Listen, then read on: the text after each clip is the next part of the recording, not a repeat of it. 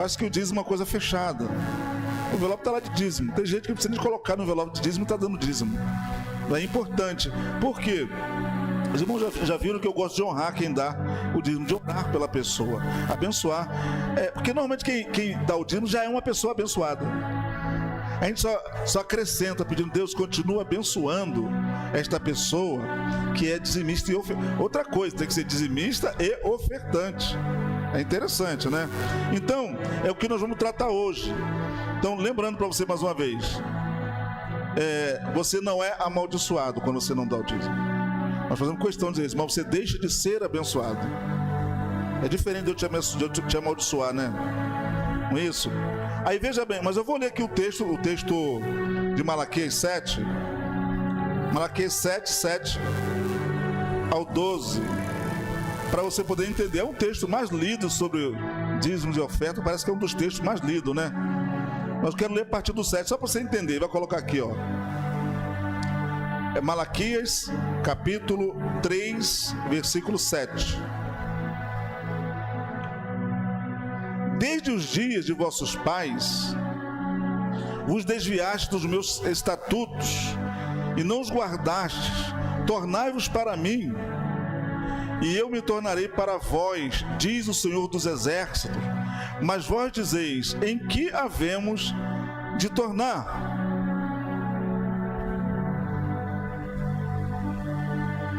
Roubará o homem a Deus? Todavia vós me roubais e dizeis: em que te roubamos? Nos dízimos e nas ofertas. Com maldições sois amaldiçoados, porque a mim roubais, sim, toda esta nação. Eu vou ler aqui porque ela está muito longe agora. Trazei todos os dízimos à casa do tesouro, para que haja mantimento na minha casa, e provai-me nisto, diz o Senhor dos Exércitos: se eu não vos abrir a janela do céu e não derramar sobre vós bênção sem medida, verso 11.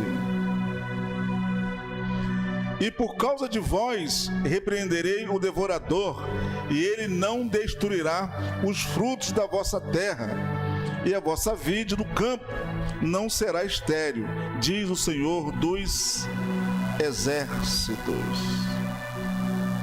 O versículo 11 diz que somos fiéis, diz que quando somos fiéis nos dízimos, o próprio Deus se posiciona contra o diabo.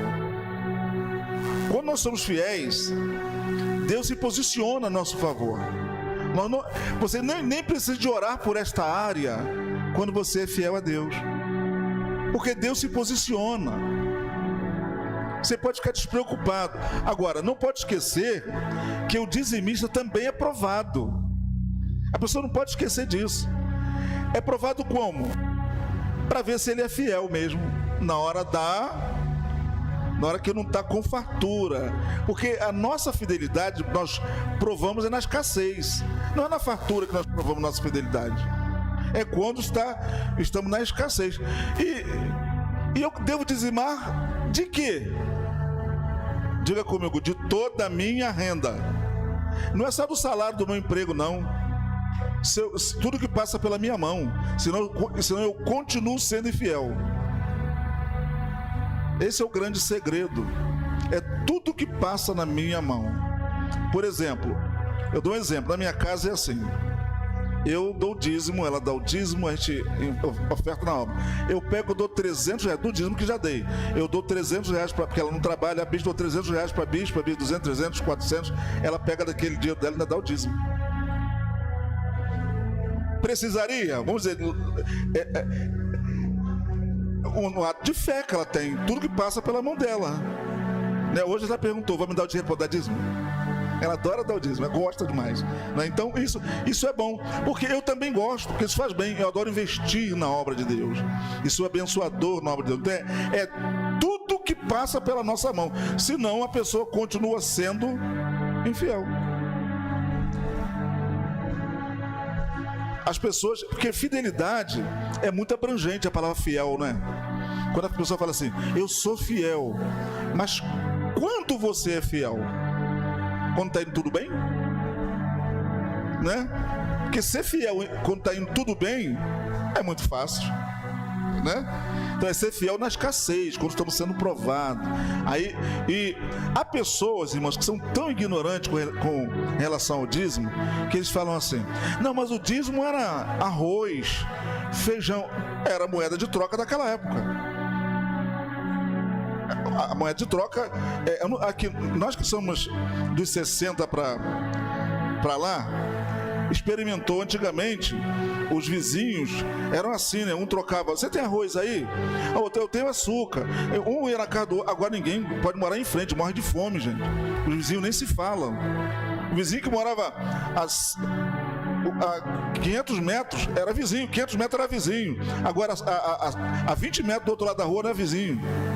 Às vezes passa por você, não dá nem bom dia, né? Mas antigamente se trocava, a moeda de troca era isso. Mas hoje a moeda de troca é dinheiro.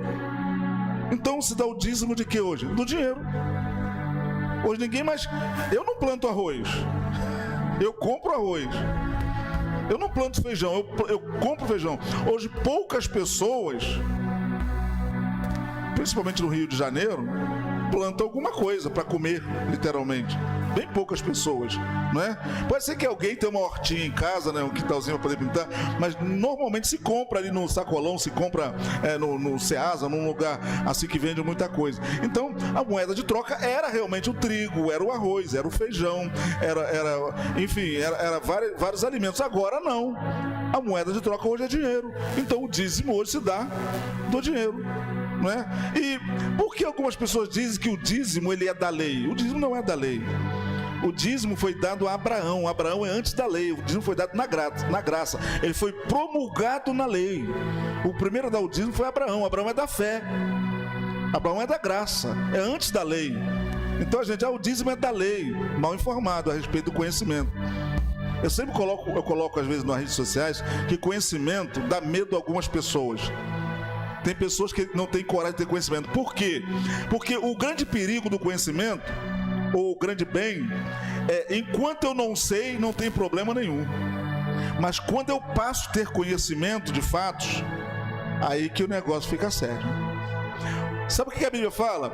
Não queira ser mestre, porque sofrerá mais duro juízo. Quem já leu que eu coloquei na rede social que há 3 tipos de pessoas que erram? Os que não sabem e não perguntam. Este erra e continua errando. Depois aquele que sabe e não ensina, também erra. Depois é o que ensina e não pratica, é outro ser que também erra. Então são 3 tipos de pessoas que acabam errando. A pessoa, quando não sabe, ele não pode se esconder, ele tem que perguntar. Porque eu já fui muito perguntador. Eu perguntei muito para saber algumas coisas. E se eu não souber, hoje ainda pergunto, porque não tem problema. Sabe por quê? Nós não sabemos tudo. As pessoas perguntam assim: eu vou te fazer uma pergunta, o senhor me responde? Eu respondo. Pode me perguntar o que você quiser que eu te responda. Ele: como assim? Porque não sei também a resposta. Eu não sou obrigado a saber tudo, eu não sou Deus. Só Deus sabe tudo. Então pode me perguntar. Eu digo: pergunta, eu vou te responder o que você quiser. Entendeu, Guilherme, como é que é? Eu respondo qualquer coisa. A pessoa: mas que pessoa sabida. Mas tu não sabe o que eu vou perguntar. Já que fala isso pra mim. Tu não sabe o que eu vou te perguntar? Eu digo: pergunta pra saber se eu vou te responder ou não. Aí não perguntou, essa pessoa não me perguntou. Aí passou um tempão e disse: tu passou um tempão, depois ela parou comigo e falou assim: eu não te perguntei aquilo que eu falei, mas tu ia me responder? Eu falei: como assim? Ele perguntou depois: como assim? Se eu não soubesse, eu ia dizer: não sei. Aí ele começou a rir. É simples assim. Porque o sábio, irmãos, eu digo que o verdadeiro sábio não é aquele que sabe tudo. O verdadeiro sábio é aquele que está sempre aprendendo e que ao mesmo tempo responde todas as perguntas. Não sei também a resposta. Esse é o sábio. Quando ele não sabe, ele não inventa. Ele diz só: não sei. Isso, o silêncio é uma oração. Silêncio é uma palavra, é uma oração. Muitas vezes você pergunta alguma coisa a Deus, Deus fica em silêncio, não te responde nada. Talvez no silêncio não está dizendo não, ele está dizendo: espera. Paciência. É isso que ele está dizendo para a gente. Bom, vamos lá. Então o que é dízimo? É a 10ª parte de algo. Não é nem 5, e nem 20. É 10. Já está dizendo. E também dízimo não se esqueça, dízimo não é oferta. Ninguém pode dar oferta como dízimo e dízimo como oferta.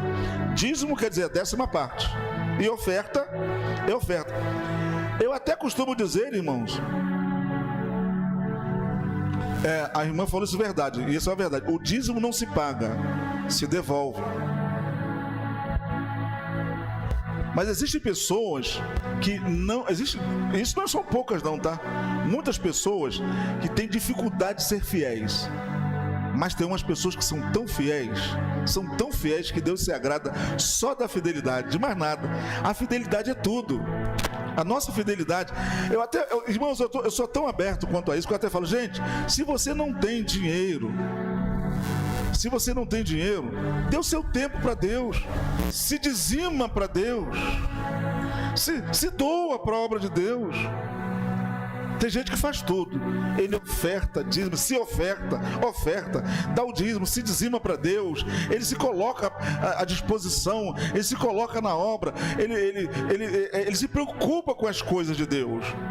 Mas tem pessoa que tem dificuldade de ser totalmente fiel, porque para eu ser meio fiel, é infiel. Ser um pouco fiel está sendo infiel.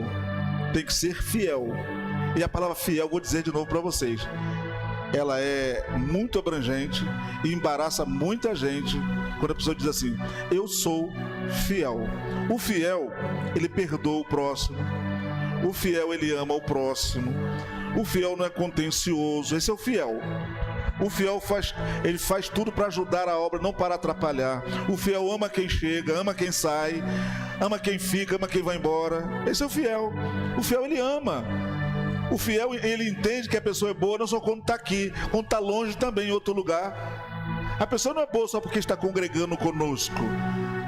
Ele vai para outro lugar, continua sendo outra pessoa. Só não quis mais ficar conosco, porque ele não é nosso. A ovelha não é do pastor nenhum. A ovelha é de Jesus. A ovelha pertence a Jesus. Ah, se todos os pastores soubessem disso. Eles nunca amaldiçoariam ovelha nenhuma, só abençoava. E também não pode amaldiçoar quem já está abençoado, não. Esse é o grande problema. Isso é o que é bom. Ninguém amaldiçoa quem já é abençoado. Tu é abençoado, nem pastor amaldiçoa você, ninguém. Agora, há pessoas que são amaldiçoadas também sozinhos. Não precisa de ninguém amaldiçoar. A infidelidade já é uma maldição. Ser infiel já não está tão na bênção. Então, ser fiel é sério. Vamos lá. Agora, se tudo...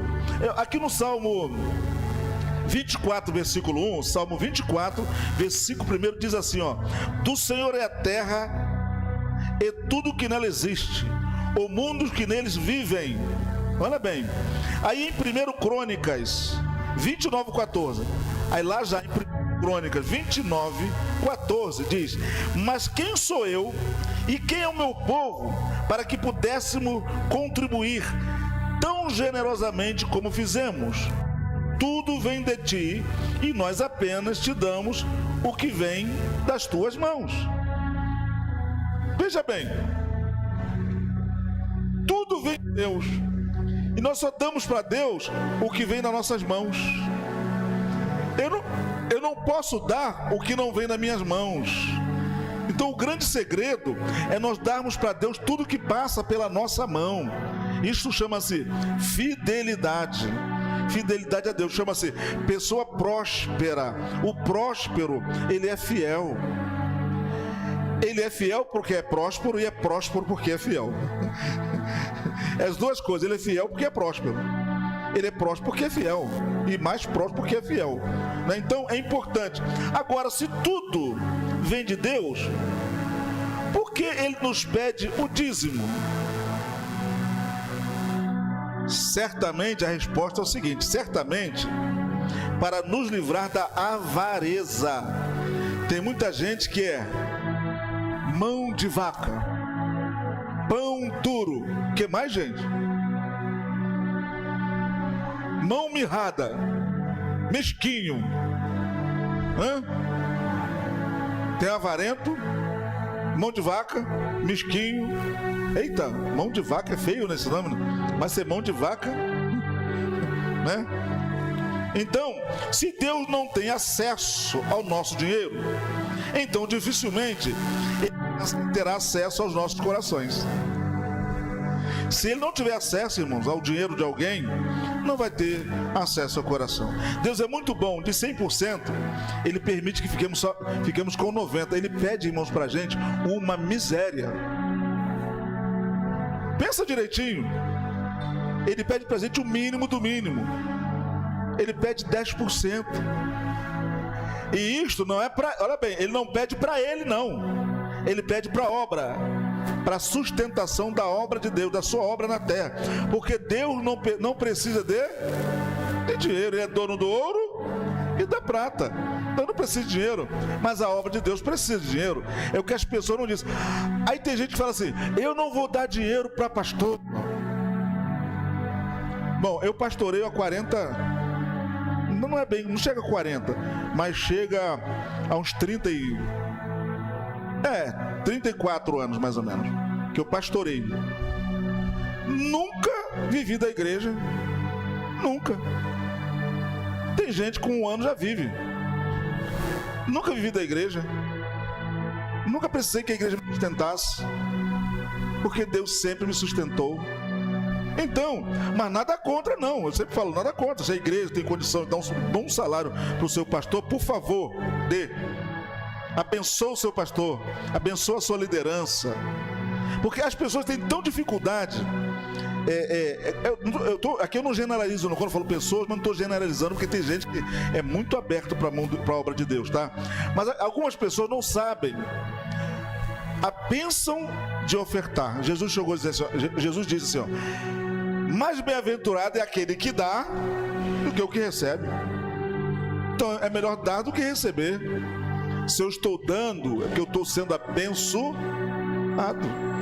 Então é melhor eu estar sempre dando. Por isso que eu prefiro sempre dar e não viver, procurar não viver da igreja, não viver do dízimo, da oferta. Eu não estou dizendo que a igreja não me ajudou com ajuda de custo, tal, mas viver da igreja o tempo todo, ficar, meu Deus, e agora? A igreja... Não, agora eu vou ajudar a igreja. Eu sei que um dia eu não vou aguentar mais, né? Eu sei que é assim que funciona a nossa vida. Um dia a gente não aguenta trabalhar mais tanto, né? Mas a gente vai fazendo o que a gente pode. Então, eu disse o quê? Que o dízimo a gente não a gente devolve. Você só devolve. Você não paga, você devolve, tá? Porque Deus é muito bom, né? Então entregar parte do dízimo é perigoso. Olha bem, ó. Atos 5, 1 e 2. Olha bem o perigo. Tá no Novo Testamento, tá? Tem gente que não quer enxergar que isso aqui foi dízimo. Olha só. Olha só o que diz o Atos 5, 1 e 2. Mas um certo homem chamado Ananias, com Safira, sua mulher, vendeu uma propriedade e reteve parte do preço, sabendo também sua mulher, e levando uma parte, depositou aos pés dos apóstolos. Disse então Pedro: Ananias, por que encheu Satanás o teu coração para que mentiste ao Espírito Santo e retivesses parte do preço da sua herdade? Olha bem, guardando-a não ficava para ti, e vendida não estava em teu poder? Por que formaste este desígnio em teu coração? Não mentiste aos homens, mas a Deus. Tá bom. Sabe o que aconteceu com eles dois? Morreram. Porque reteve. Ou seja, eles não foram fiéis. Há pastores que não querem enxergar isso como dízimo. Eles vendeu por 200 mil, estou dando um exemplo. Disseram que vendeu a 150 e deu o dízimo só de 150 e ficou com os outros para ele. Infidelidade. Isso é mentira ao Espírito Santo. Não enganar o pastor, não enganar a igreja e nem enganar a Deus. É mentir ao Espírito Santo. É uma mentira. E mentir é sério. Porque esses dois aqui, na graça, ele combinou com a mulher. Vamos dizer que nós vendemos por isso. Eu vou dizer isso e depois tu vai e diz também. Só que ele falou e morreu, tiraram ele para ver o que ele ia dizer. Ela chegou e disse a mesma coisa, morreu também. Morreu os dois, porque os dois mentiram o Espírito Santo. Já viu a pessoa que... por isso que eu falo que dízimo é uma particularidade de fidelidade de cada um com Deus. Porque nós vamos dar conta a Deus das nossas infidelidades que os outros não estão vendo. Porque o pastor não vê tudo e Deus não revela tudo para o pastor. Porque nós, como servo de Deus, temos que ter concepção do certo e do errado, da fidelidade e da infidelidade, do bem e do mal. O crente sabe o que é bem e mal, o que é certo e errado. Vai dizer que Ananias e Safira não sabia, pois eles tramaram, porque eles sabiam que estava errado, mas eles tramaram. Ele não queria dar tudo, o certo que tinha que dar. Não queria dar o certo. Tem gente, irmãos, que ele quer dar pela metade. Pela metade tu dá para a igreja. Mas a Deus ninguém engana. Não tem como enganar Deus, ele está vendo tudo. Então, não, daqui eu não vou dar não, porque ninguém sabe que eu estou ganhando daqui, porque eu dou do meu salário. Só que Deus está vendo tudo. Mamãe cantava isso: os olhos de Deus tudo vê, tudo ele vê. Os olhos de Deus tudo vê, tudo ele vê. E vê mesmo. Ele deve ver tudo, não tem jeito. O salmista falou assim, ó: ainda que eu tivesse nas mais altas céus a nuvem, lá ele estaria. Ainda que eu me escondesse no abismo mais profundo, lá ele me veria. Deus nos vê em qualquer lugar. Posso me esconder em qualquer lugar. Então Deus está vendo tudo que eu faço. Deus conhece a minha fidelidade, a minha sinceridade, a sua, a nossa sinceridade. Com essa intenção. Ó, irmãos, Deus sabe a intenção que eu fiz isso aqui. Sabe ou não sabe? Se eu estiver errando com Deus, vou dar conta, e não vai ser mole não, gente. Se eu fiz isso aqui com alguma intenção, para mim mesmo, estou roubado. Vocês acham que eu vou correr esse risco depois de servir a Deus 40 anos? Não vou nada. Depois de servir a Deus 40 anos, você acha que eu vou correr esse risco? Vou não, irmão. Hein? Depois de aprender com a mamãe ali, servindo a Deus há mais de 40, eu vou correr esse risco por causa de coisa material? Vou nada, né? Então as pessoas se perdem mais por causa do bendito dinheiro, né? O dinheiro o amor ao dinheiro é a raiz de todos os males. Não podemos administrar nosso dízimo. Nós não podemos administrar. Trazei todos os dízimos à casa do tesouro, para que haja mantimento da minha casa. Diferente da oferta, tá? Em Número 18, versículo 8. Então disse a Arão: eu mesmo o tornei responsável pelas contribuições trazidas a mim. Ou seja, as ofertas você pode escolher. Quando a gente fala que administrar, a oferta você quem diz: eu vou dar quanto?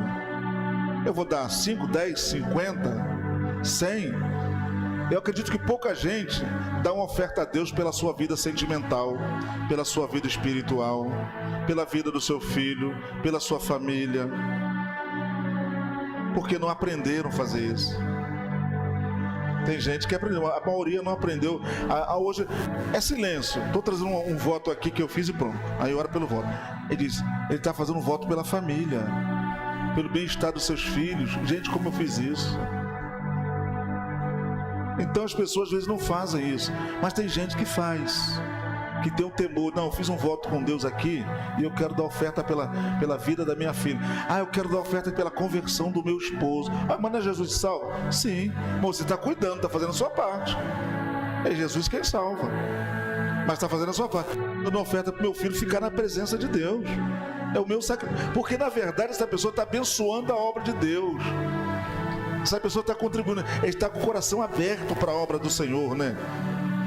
Dízimo é bíblico, irmão. No Antigo Testamento, Abraão, olha bem, eu vou dizer para você começar o que eu disse. Abraão dizimou para Melquisedeque, Gênesis 14, 20.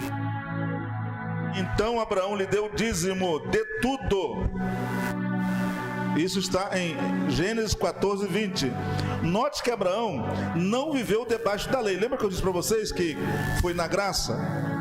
O dízimo começa na graça. Ele não viveu debaixo. O dízimo não foi dado por Moisés, foi Abraão. Gênesis 14, 20, ó. Bendito seja o Deus Altíssimo, que entregou os teus inimigos nas tuas mãos. Abraão deu-lhe o dízimo de tudo. Sabe quem era Melquisedeque? Jesus. Melquisedeque era Jesus.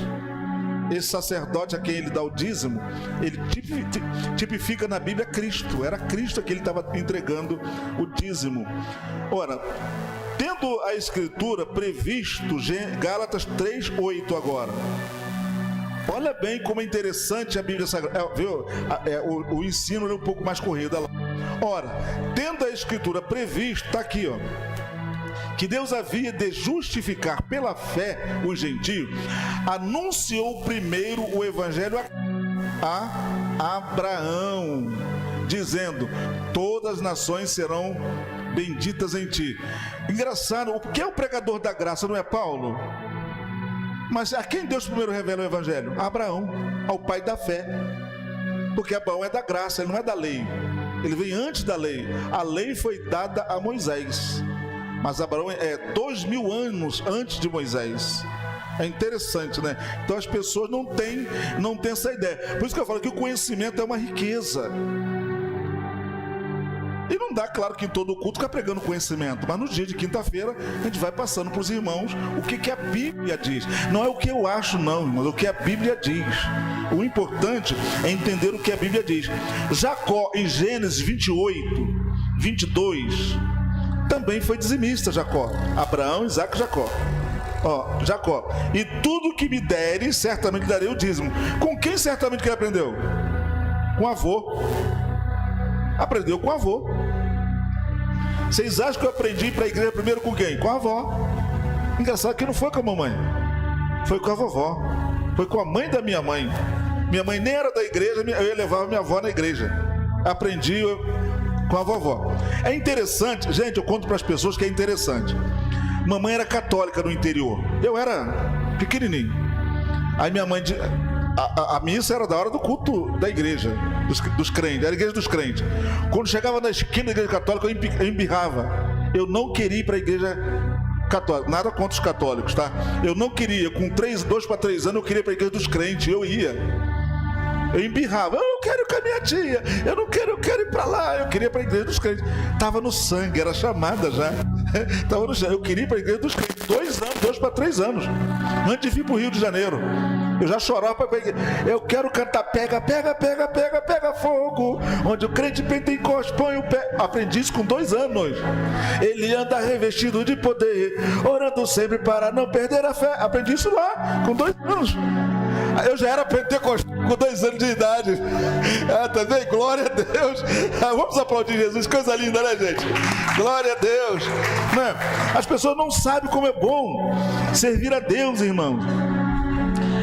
E Jacó também viveu antes da lei, gente. O dízimo foi depois incluído na lei, em Número, só vou colocar aí, tá? Número 18, 21 ao 24, 14, 22 ao 29. Só para colocar, só o versículo. Levítico 27, 32. Então, diz assim: o dízimo será santo ao Senhor. Até os levitas que viviam dos dízimos tinham que dizimar. Sabiam disso? Os levitas, é outras coisas que a gente vai estudar depois sobre levita, tá bom, gente? Eu já expliquei um pouquinho para ele. Vamos estudar depois sobre o que é levita, se existe hoje levita ou não. Esse é um estudo que a igreja precisa aprender muita coisa, que a gente vem de um aprendizado meio mosaico, sabe? Tal. E a nossa aprendizagem é judaica e não mosaica. A nossa tribo, ela não é de Levi, é de Judá. E se eu sou de Judá, como eu posso ser levita? Se eu sou da tribo de Judá, não tem como. Para ser levita tem que ser da tribo de Levi. Agora, não estou nem dando estudo sobre isso, mas dá para entender, não dá? Se eu sou da tribo de Judá, como é que eu sou levita? Então hoje não tem levita, é o que nós vamos aprender daqui uns dias. Na semana que vem eu ensino. Eu vou dizer assim, o tema vai ser, ministro de louvor sim e levita não. Vocês vão aprender na Bíblia. Ministro sim e levita não. Na graça não tem levita. Vocês vão entender isso aqui, mas deixa eu continuar aqui e vai para casa com isso na cabeça e depois nós vamos ver. Você vai parar de chamar o cantor de levita, com certeza você vai parar, que você vai aprender. Eu vou ensinar você que não está acostumado. Aliás, a verdade você já sabe até. Você não parou para poder meditar. É para meditar. Agora, como eu falei já vai meditar. Se somos da tribo de Judá, como é que podemos ser levita? Para ser levita tem que ser da tribo de Levi. Eu não sou da tribo de Levi, então eu posso cantar, pregar, cuidar do tempo, porque eu nunca vou ser um levita. Porque eu não sou da tribo de Levi, para ser levita tem que ser da tribo de Levi. É bem específico isso na Bíblia, né? É interessante, né? Então, não é difícil de aprender a Bíblia, gente.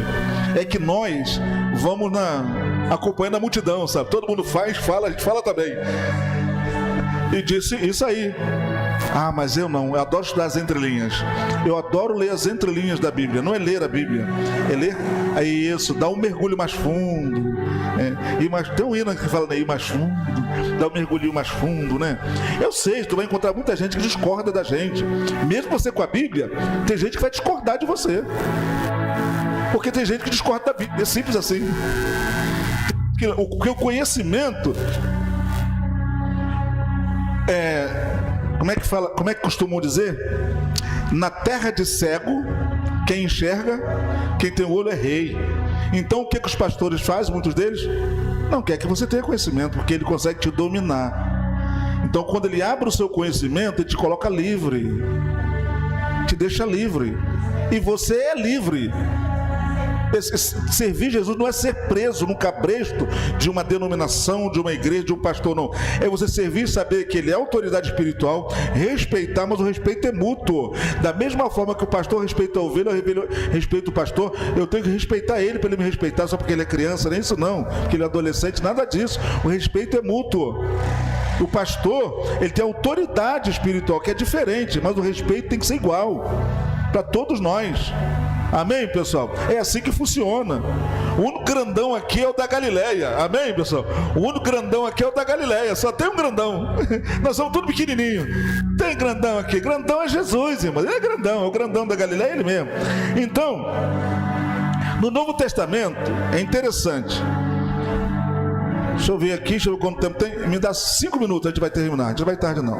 Olha, no Novo Testamento, a gente vê assim, em Jesus foi restaurado o tempo da graça que existiu no tempo de Abraão. Abraão era graça, Jesus restaura o tempo da graça, tá bom? E graça não exclui o dízimo. Não exclui. A pessoa fala assim, há pessoas que são contra, é porque já são mesquinhos mesmo, sabe, são decepcionados com algumas coisas. Aí são mão de vaca, são decepcionados com a igreja, com pastores.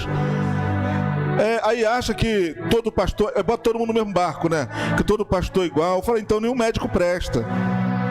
Eu falei assim, uma vez eu falei para um advogado, eu falei, então você também não presta. Ele, por quê? Tu falou que nenhum pastor presta, então nenhum advogado também presta. Ele ficou me olhando assim, que isso, irmão Paulo? Que isso não? Tu falou que nenhum... Quando fala nenhum pastor presta, está dizendo que eu não presto, porque eu sou pastor. Eu tenho um título de apóstolo, eu pastorei, eu sou pastor. Então, nenhum advogado também presta. Aí ele coçou a cabeça e disse, desculpa. Desculpa, se nenhum pastor presta, botou todo mundo no mesmo saco, então eu posso dizer que nenhum advogado presta, nenhum médico presta, nenhum enfermeiro presta, porque botar todo mundo no mesmo barco, não. Ué, agora tem pastor que não presta? Tem, um montão. Mas tem médico também que não presta. A gente vê na televisão um montão de coisa. Tem advogado também que não presta. Tem juiz que não presta. Mas tem um juiz que é correto. Tem um bom médico. Tem um bom pastor, o melhor pastor é Jesus, né? Mas tem um bom pastor, né? Tem a pessoa que é honesta. Existe a pessoa honesta. E eu costumo dizer que para ser honesto não precisa ser crente, gente. Essa eu falo diante das pessoas, dos telespectadores. Para ser honesto, não precisa ser crente. Para ir para o céu tem que ser crente. Tem que servir Jesus. Agora, para ser honesto, não precisa ser crente, não. Tem muita gente que não é cristão, não tem nem religião, é honesto. Honestidade não tem a ver, é caráter, isso é caráter. Tem gente que tem religião e não é honesto com os outros, não é sincero com os outros, não é? Esse é um negócio muito sério de tratar, não é? mas é uma verdade que tem que ser dita. As pessoas têm que aprender a verdade, não é? Então, eu sei que... Porque o que acontece com nós pentecostais? O culto só é bom quando está todo mundo saltando, pulando. Para mim, o culto é bom quando tem palavra. Para mim, o culto é bom quando... Sabe o que acontece? Meu filho também fala isso, tá? A revelação e o dom passa, mas a palavra é eterna. Quer que eu provo isso na Bíblia? Salmo 119, versículo 89. Coloca só para ele, olha só como é que a palavra é eterna. Ó Senhor, a tua palavra permanece para sempre no céu. A palavra é eterna. Salmo 119, versículo 89. Olha só que lindo, ó. É lindo o conhecimento, gente. Olha lá. Aqui a tradução é outra. Para sempre, ó Senhor, a tua palavra permanece no céu. A palavra é eterna. Aí quando você lê Coríntios 13, você vai ver ali, a língua vai passar, tudo passa, mas o amor, a palavra não passa. Porque o amor é Deus, o amor é a palavra. Jesus e a palavra é o amor. Isso não, tudo vai cessar. Né? Então, tu ali, ó, ainda que eu falasse a língua dos homens, dos anjos, e não tivesse amor, nada seria, amor seria como metal que tine, como soa ou como sino que tine. Vamos embora então, aí. Ainda que eu tivesse o dom de profetizar e conhecesse todos os mistérios e todo o conhecimento, ainda que tivesse toda a fé, de maneira tal que transportasse um monte, não tivesse amor, nada seria. Ela não seria nada, porque tudo vai passar. Ainda que distribuísse toda a minha fortuna para o sustento dos pobres, e ainda que entregasse o meu corpo para ser queimado e não tivesse amor, nada me aproveitaria. O amor é sofredor, é benigno, o amor não é invejoso. O amor não é invejoso, tá? O amor não trata com leviandade, o amor não é soberbo, não se soberbece. O amor se porta, o amor não se porta com indecência. Isso aqui é sério, sabia? Não busca os seus interesses, não se irrita, não suspeita mal. Tem gente que só pensa mal dos outros, já viu isso? É mais fácil pensar o bem, gente. Por que as pessoas preferem pensar o mal dos outros? Eu entendo isso. O amor não concorda, não folga com a justiça, mas folga com a verdade. O amor, ele é verdadeiro, porque o amor, tudo... Vamos lá, o amor... Tudo sofre, tudo crê, tudo espera, tudo suporta. Tem gente que não suporta nada. O amor nunca falha, mas havendo profecia, vai parar. Serão aniquiladas. Havendo línguas, cessarão. Havendo conhecimento, vai desaparecer. Olha só. Porque em parte conhecemos e em parte profetizamos. Mas quando vier o que é perfeito, então o que é em parte será aniquilado. Aí vai desaparecer tudo.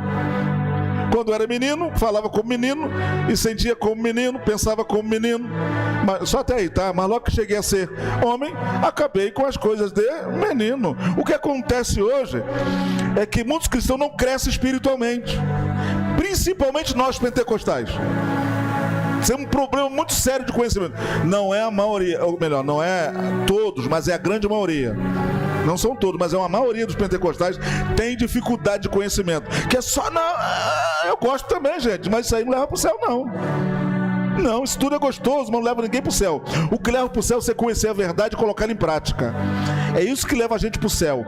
É isso que vai nos colocar na eternidade. Entender que profecia é bom, que revelação é bom, faz parte do nosso cotidiano, porque nós cremos nisso, mas isso não vai nos salvar. Agora, quando eu ouço a palavra, a fé me é acrescentada, eu guardo a palavra, pratico a palavra, então eu vou chegar na eternidade, porque a palavra me salva. Jesus chegou a dizer assim: conhecereis a verdade? Então, a verdade até liberta.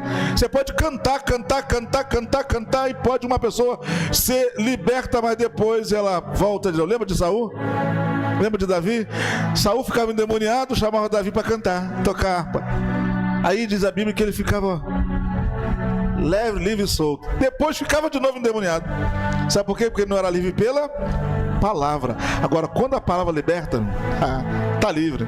Quando a palavra liberta, penetra na vida da pessoa, ela traz transformação. E a Bíblia fala: e a minha palavra não voltará vazia, ela fará aquilo que lhe apraz. apraz. Então o louvor pode voltar vazio, o outro pode dizer não senti nada, mas a palavra tu pode não sentir nada, mas ela está cortando. Tu pode não sentir nada, mas ela está penetrando. A pessoa não sente nada, mas é a palavra. Ela é como espada, gente.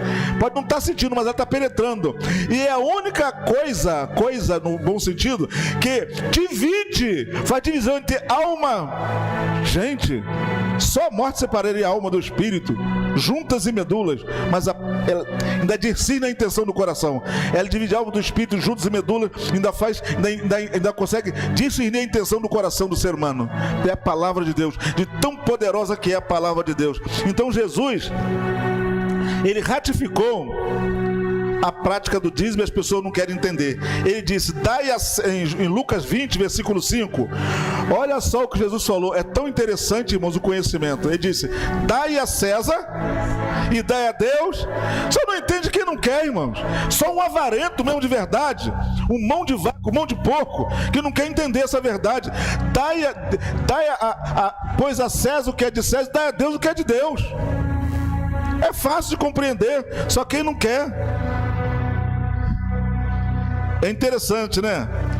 De César era o imposto, não apenas uma oferta voluntária, não era. De Deus, o dízimo, também não apenas uma oferta, é a parte que Deus pediu. Então o escritor da carta aos Hebreus, falando sobre o sacerdote no capítulo 7, no versículo 8 diz, aqui certamente tomam dízimo homens que morrem, indicando que ainda era o costume nos dias apostólicos.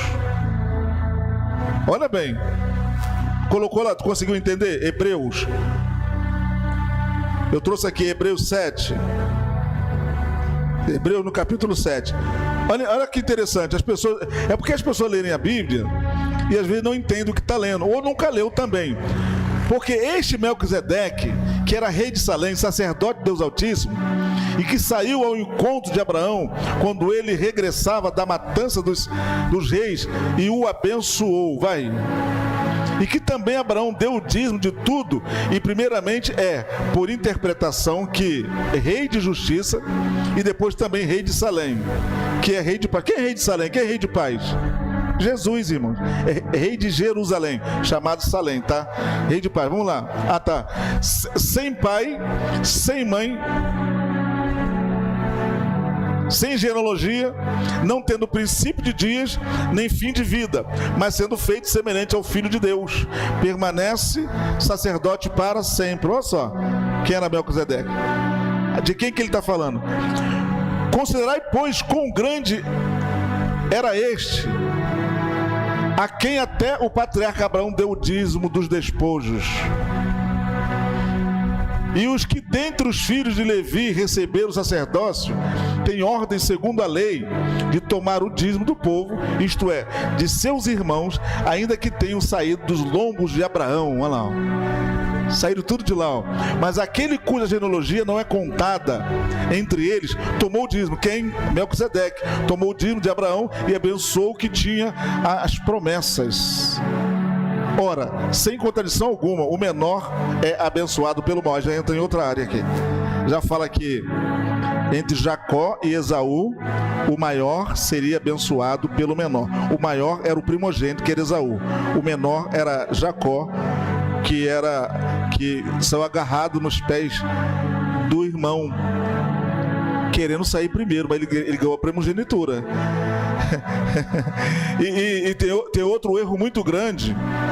Tem outro erro muito grande sobre o significado do nome de Jacó. Muitos dizem que o nome de Jacó é o quê? Vocês lembram? Você lembra o nome de Jacó? Não. Muitos dizem que o nome de Jacó é o quê? Suplantador, enganador. Só que não significa isso no original. É aquele que agarra. Ele agarrou, olha bem porque é aquele que agarra.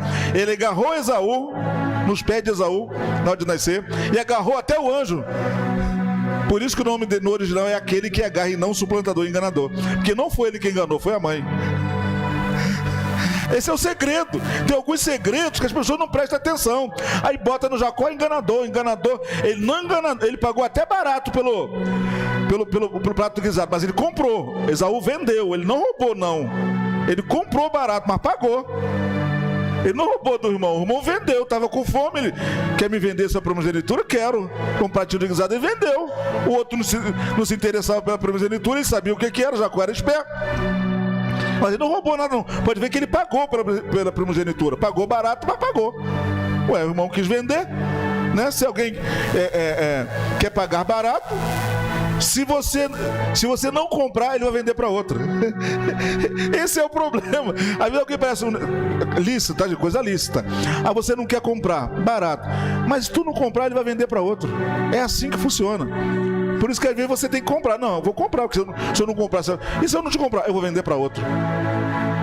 Isso acontece muito com a gente no dia a dia, não é? Às vezes você não quer, porque parece que está tirando proveito da pessoa, mas você não tem, vai vender para outro, então eu só tenho isso aqui. Ah, tá bom. Então é interessante, irmãos, que Cristo provou a oferta da viúva. Lembra da ofertinha da viúva? Nem está, mas está lá em Lucas, esse endereço aqui, está lá em Lucas 21, do 1 a 4. Jesus prova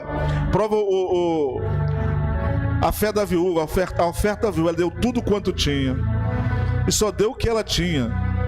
Deu tudo o que tinha e só o que tinha. Isso que é interessante, irmãos. Todo mundo dava do que sobrava. Lembra que eu falei que dá, pode passar o outro versículo, dá tudo que dá daquilo que você tem muito, é fácil? Ela não. E viu uma pobre viúva lançar 2 pequenas moedas. Vai. Olha lá, diz que lançou mais do que todos esta viúva. Por quê? Porque todos aqueles davam davam as ofertas de Deus do que lhes sobravam.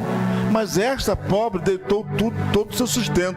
Então, dado que só, Deus não quer resto nosso. Por isso que dízimo é primícia. Dízimo é primícia. Quando você trabalha, diz assim, eu vou ganhar tanto, já tenho que tirar tanto para Deus. Porque é primícia. Não, se sobrar eu dou. Não. Aí está o grande problema das pessoas. Eu conheço gente que ganha muito bem, mas está todo enrolado. Ganha muito bem, era para estar bem, mas eu sei que essa pessoa não é bom de dízimo na casa de Deus. Porque, sabe qual é o segredo? Quem não dá pouco, também não dá muito. Não, quando eu ganhar tanto, muito eu vou dar. Está enganado. Quem é fiel no pouco é colocado no muito. Sede fiel no pouco, que sobre o muito te colocarei. É assim. Então quem é fiel no pouco, é fiel no muito. Porque quem não dá pouco, não estou dando agora porque eu ganho tão pouquinho, não vai dar depois também não. Quando ganhar muito não vai dar também. Não vai dar. Tem que começar dando um pouquinho mesmo. Até porque a igreja, ela não é composta de pessoas milionárias. A igreja no mundo é composta de pessoas pobres. Tem uma classe que é rica, mas é composta, a maioria são pessoas pobres, simples. São as pessoas pobres que sustentam a igreja. Você acredita que eu não oro para Deus mandar empresário para a igreja? Eu peço para Deus mandar pobres fiéis. Quando eu falo pobre, não é miserável não, é pobres fiéis, pessoas que são prósperas. Eu sempre falo com a minha filha, não queira ser rica, queira ser próspera. Que a melhor coisa da vida não é ser rica, é ter prosperidade na vida. É a melhor coisa que tem. Tem muita gente querendo ser rica. Não, é ser próspero uma coisa, ser rico é outra. Rico se mata, crente próspero não se mata, ele abençoa os outros. Ele abençoa e vai abençoando, abençoa a obra, porque é próspero. O rico fica assim, ó, vou ficar pobre, vou ficar pobre. O pobre próspero não tem medo de ficar pobre, porque já é pobre. Eu acabei de perder o quê, rapaz? Vou perder o quê? Eu não tenho medo de perder, nem de bater com o meu carro eu tenho medo. O meu farol custa uns R$200, mas se fosse um carro novo, ia custar R$4.000. Ficar com medo danado de bater. Eu não tenho medo de bater. Tenho cuidado, medo não, cuidado para não bater. Você não tem que pagar o dos outros também, né? Então, gente, é importante. Então, dízimo é uma questão de fidelidade. Você escuta aí na internet, depois da internet então, aí que as pessoas ficaram duvidosas. Os crentes já tinham dúvida. Aí tem gente que não vem ouvir a palavra da igreja, aqui o meu falou aqui, né? Aí fica na internet procurando, escuta cada coisa. E a maioria das heresias, eles tiram daqui, da Bíblia, sabia? Não é a Bíblia que é herética, não. Porque um versículo, um texto sem contexto, ele cria pretexto. E do pretexto vem as heresias. Porque as pessoas, eles simplesmente não lêem as entrelinhas. Quer ver só? Eu duvido que os irmãos já ouviram pregadores falar, eu falei aqui outro dia, né? Dizer, se tiver fé do tamanho de um grão de mostarda. Não está escrito tamanho na Bíblia. Se tiver fé como um grão de mostarda. E João Batista se vestia de pele de camelo. Não era de pele, era de pelo de camelo. Simples assim as coisas, né? Pele é uma coisa e pelo é outra. A roupa de João Batista não era feita de pele, era feita de pelo de carneiro e não de pele. Aí a pessoa pega pele. Então é questão de entrelinhas, de você ler as entrelinhas. O que a Bíblia está dizendo? Qual é a diferença? Muita. Por que era de pelo, gente? Porque o pelo à noite ele esquenta demais. O deserto era muito calor durante o dia, protegia a pele para não queimar. E de noite protegia do frio. Porque é 50 graus na sombra e 50 graus à noite de frio. 50 graus de calor e 0 graus para baixo, né? Acho que é para baixo. Para baixo. De noite, se não tivesse a pele, servia tanto para o dia quanto para a noite. Quanto mais calor, é interessante. Aqui nós temos muito calor, vai tirando a roupa, né? Sente mais calor. Acostumamos a sentir calor. Vocês acreditam que eu já fui do roupão? E eu 40 graus, estava com calor em cima do telhado de Botafogo, não sentia calor? Na medida que fui tirando a roupa, fui sentindo mais calor. Porque começou a queimar o corpo. É interessante isso. É interessante. Mas no deserto eles usam muita roupa, senão o sol queima a pele toda. Então, quanto mais calor, mais roupa. Porque você transpira e a roupa... Depende da roupa também, tem que ser meia, né? Senão muito calor. Hoje está abafado. E, bom, eu, por exemplo, sempre sinto calor, né? Eu estou no altar, sempre sinto calor. Então tá bom, gente, vamos terminar, porque não dá mais tempo, a gente até continua. Já passou dos 15 minutos, passou 3 minutos. Vamos tirar a oferta só e vamos terminar? Os 15 minutos, assim, 9h15, eu falo que é tolerância. Já passou do 9h18, viu? Já falei muito. Vamos terminar. Tá bom? Deus abençoe, irmã Cristina. Vou lembrar do nome dela. Eu falo, é só para lembrar o nome, tá? Fico falando para lembrar, senão eu acabo esquecendo, né, o nome. Deus abençoe a vida de cada um. E domingo, 9 horas da manhã, se esforcem, porque domingo é Santa Ceia do Senhor. Vai ser a sua primeira ceia, vão receber você, tá? Então, 9 horas da manhã, tá?